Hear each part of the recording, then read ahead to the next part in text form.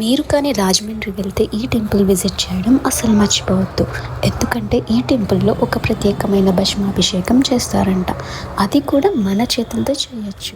మనిషి చనిపోయి దహన సంస్కారాలు అయ్యాక వచ్చే చితాభస్మంతో ఈ భస్మాభిషేకం చేస్తారు. ఇక్కడ మీరు విన్నది నిజమే. అత్యంత శక్తివంతమైన 12 జ్యోతిర్లింగాల్లో ఒకటైన ఉజ్జయిని మహాకాళేశ్వరిని రెప్లికేట్ చేస్తూ మన రాజమహేంద్రవరంలో గోదావరి నది దగ్గర నిర్మించారు ఈ టెంపుల్. ఈ గుడి కట్టించింది ఒక ఘాటికాపురి అంట. గుడి వెనక గోదావరి నది, గుడి చుట్టూ శ్మశానాలు ఉంటాయి. ఇంకా ఈ గుడి ఆర్కిటెక్చర్ ఏదైతే ఉందో చాలా చాలా బాగుంటుంది. 2 కళ్ళు అసలు సరిపోవు వర్ణించడానికి. టెంపుల్ చూడడానికి మినిమం గంటన్నర అయినా పడుతుంది. ఎటువైపు చూసిన 9 అడుగుల శివలింగం మనకైతే కనిపిస్తుంది.